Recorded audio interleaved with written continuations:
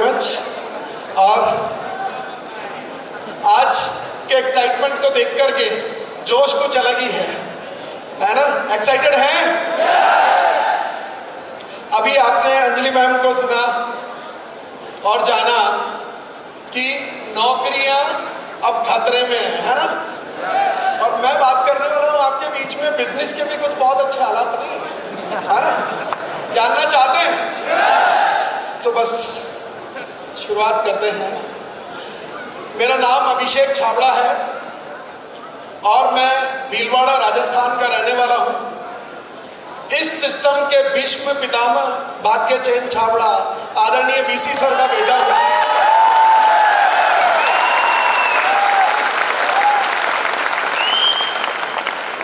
और इस सिस्टम के रचयिता आदरणीय टीसी सर और मास्टर ऑफ द सिस्टम कहे जाने वाले आदरणीय केसी सर, इस बिजनेस के पहले डायमंड, उनका मैं भतीजा हूं।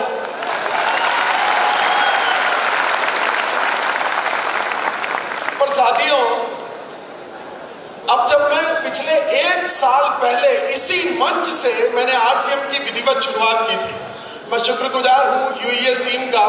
बहुत बहुत धन्यवाद जो आपने हम युवाओं के लिए ये मंच उपलब्ध कराया। पिछले 1 साल पहले मैंने विधिवत आरसीएम की शुरुआत इसी मंच से, इसी शहर से की थी। आज फिर मैं आपके बीच में हूं और पिछले 1 साल में जब मैं पूरे हिंदुस्तान में जाता हूं तो मुझसे लोग एक ही सवाल करते हैं कि 22 साल तक आपने इस सिस्टम को ना क्यों कहा, है ना? आप भी जानना चाहते हैं? तो मैं जब भी ना 22 साल तक मुझे बीसी सर फॉलो करते थे। कौन करते थे? जो पूरी दुनिया को समझाते हैं वो मुझे नहीं समझा पाए और 22 साल तक मुझे फॉलो करते रहे। और वो जब भी मैं उनको ना बोलता था ना तो वो एक ही बात कहते थे कि बेटा आरसीएम को जीवन में आदमी 2 ही वजह से ना बोल सकता है, या तो उसको किसी बात का अहम है या उसको किसी बात का वहम है।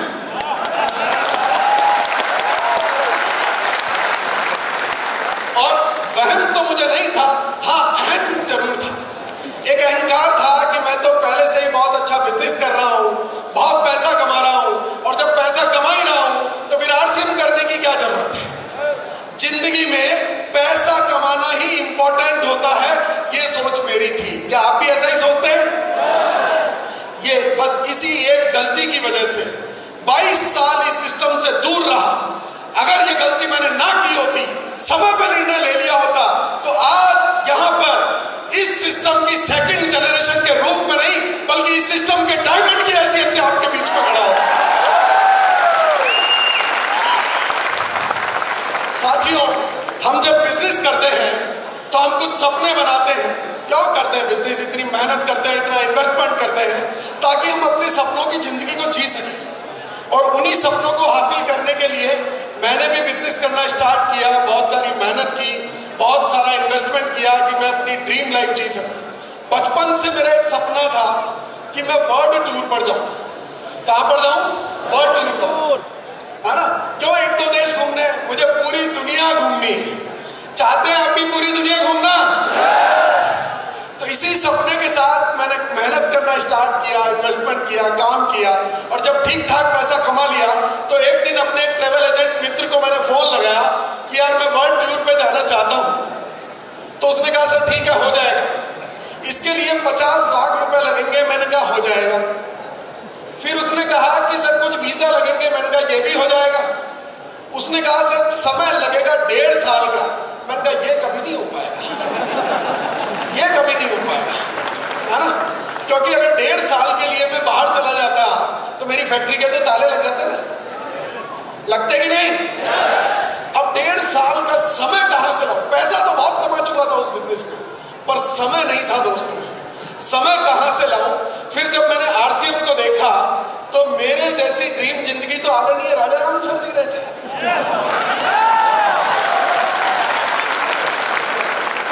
पिछले 3 सालों में 25 से ज्यादा देशों की वो यात्राएं कर चुके हैं। पिछले 8 सालों से वो अपने फार्म हाउस पर अपने बाबूजी के साथ रहते हैं, पोते बच्चों के साथ खेलते हैं और इस सिस्टम को करते हैं, पर अपनी इच्छा से, मजबूरी से नहीं। बात समझ आ रही है?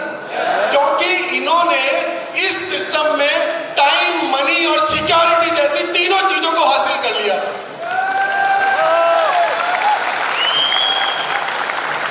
अगर समय पे मैंने निर्णय लिया होता तो ये टाइम, मनी और सिक्योरिटी मैं जी रहा होता और आज वर्ल्ड टूर का सपना अपना पूरा कर चुका होता।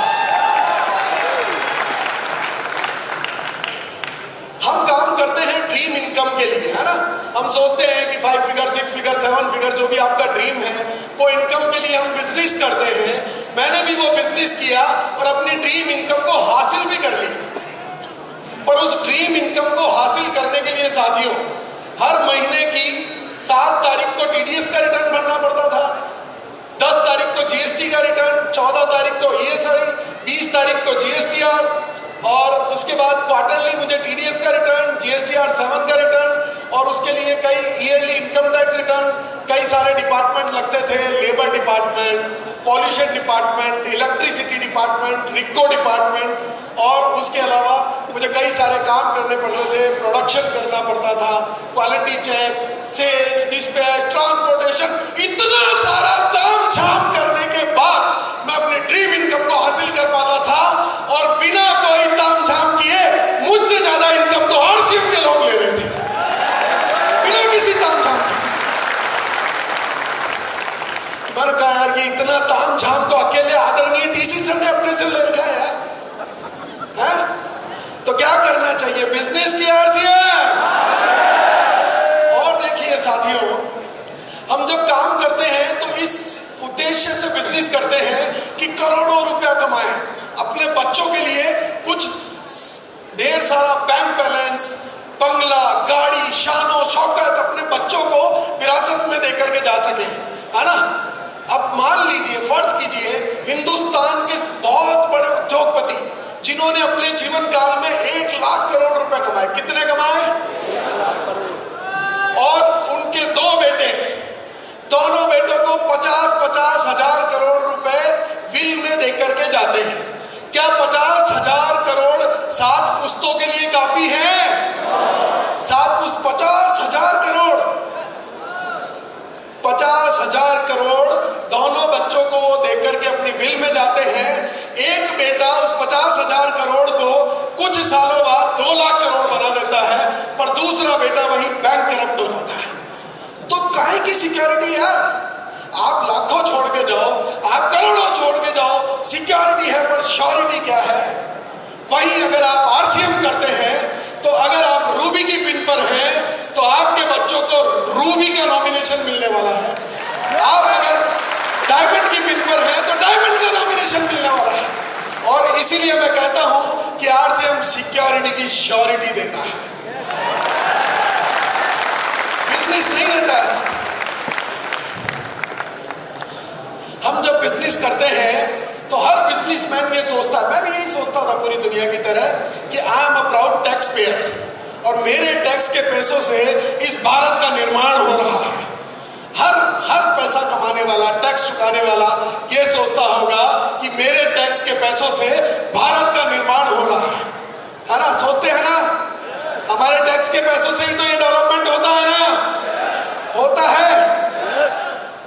पर इसका दूसरा पहलू आज मैं आप लोगों को बताना चाहता हूं कि उस टैक्स के पैसों से कितना भारत का निर्माण हुआ ये तो मुझे नहीं पता, पर 20 साल से जो व्यक्ति मेरे साथ मेरी फर्म में जॉब कर रहे हैं और आज मेरी फर्म में वो हाईएस्ट पोस्ट पर, मैनेजर की पोस्ट पर हैं, उनकी सैलरी है मात्र 50,000 रुपए महीना।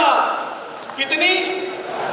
और वहीं उनके छोटे भाई जितेंद्र कुमार जैन सर ने आरसीएम करने का निर्णय लिया तो आज उनकी इनकम है 3 लाख रुपए महीना, जो 20 सालों से मेरे साथ है।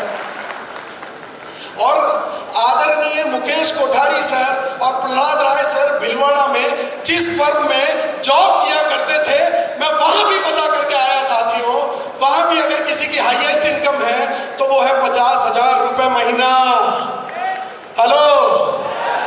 और उसी शहर में आदरणीय मुकेश कोठारी सर आज रहते हैं 25 करोड़ के बंगले में। कौन कर रहा है नए भारत का निर्माण? बिजनेस, आपका टैक्स का पैसा या आरसीएम?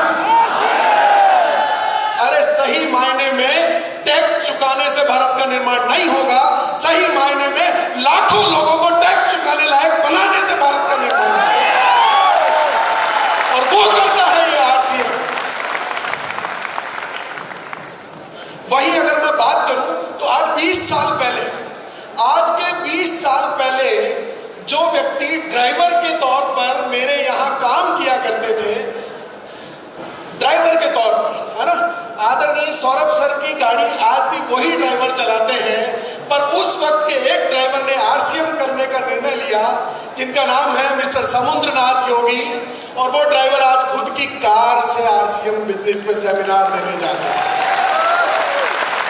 आज 2 लाख रुपए प्रतिमाह जैसी शानदार इनकम कमाते हैं और उस ड्राइवर की सैलरी है 15,000 रुपए। तो बताइए कौन कर रहा है नेशन को एम्पावर? कौन कर रहा है नए भारत का निर्माण? हम बात करते हैं ग्रोथ की। जब भी आप बिजनेस में मैं एक्सपांशन जब भी करना चाहता था, मैं चाहता था अपने व्यापार को और आगे बढ़ाऊं, मैं चाहता था अपने व्यापार को और आगे लेकर के जाऊं, पर जब भी मैं आगे जाने की सोचता था तो उसके लिए बहुत सारे इन्वेस्टमेंट की जरूरत होती थी। तो इन्वेस्टर्स को ढूंढना पड़ता था, लोन लेना पड़ता था, कुछ मॉर्गेज करना पड़ता था, तब अपने व्यापार को मैं आगे बढ़ा सकता था। पर यहाँ पर अगर आप अपना बिल लेवल इंप्रूव करना चाहते हैं, आगे बढ़ना चाहते हैं, अपनी इनकम को बढ़ाना चाहते हैं, तो आपको धन इन्वेस्ट करने की जरूरत नहीं है, सिर्फ मन इन्वेस्ट कीजिएगा और आप उस इनकम को हासिल कर सकते हैं। आरसीएम में आगे बढ़ने के लिए धन इन्वेस्ट करने की नहीं, सिर्फ मन इन्वेस्ट करने की जरूरत होती है साथियों। और अगर मैं बात करूं कि आज हमारी फर्स्ट जनरेशन ने आरसीएम को इस मुकाम तक पहुंचाया है और अब ये बागडोर युवा साथियों के हाथ में है, और ये वो युवा साथी हैं जिनकी आंखों में सपने हैं, सीने में जोश है, बाजुओं में शक्ति है और पैरों में फुर्ती है, और ये लेकर के जाएंगे अब आरसीएम को नए मुकाम पर। थैंक यू दोस्तों, जय आरसीएम।